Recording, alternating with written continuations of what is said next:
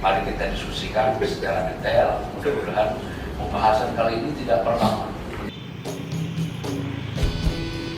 Pemerintah Aceh terus mempercepat pembangunan terowongan di Aceh sebagai proyek strategis untuk membuka konektivitas wilayah barat selatan Aceh. Dalam upaya mencapai tujuan ini, pemerintah Aceh melalui Dinas Pekerjaan Umum dan Penataan Ruang Aceh telah menjajaki peluang kerjasama dengan investor asing, salah satunya China Railway Group Limited (CRG). Pertemuan untuk membahas kerjasama ini telah dilaksanakan di ruang rapat Kepala Dinas PUPR Aceh pada hari Selasa 30 September 2025 dengan melibatkan sejumlah instansi terkait seperti BPJN, Bapeda, DPM PTSP, ESDM, dan DLHK serta para kepala bidang di lingkungan Dinas PUPR Aceh.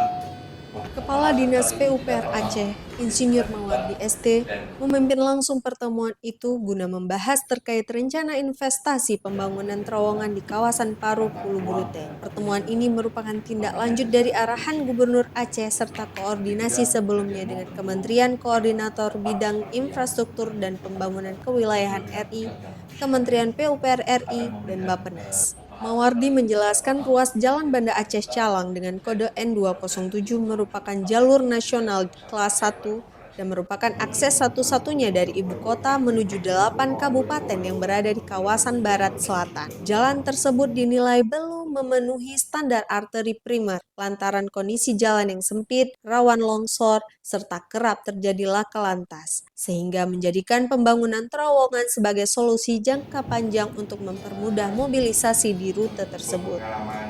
Pembangunan terowongan ini nanti akan dilaksanakan melalui 9 tahapan mulai dari penyusunan AMDAL, desain awal, investigasi geologi, hingga konstruksi dan operasi.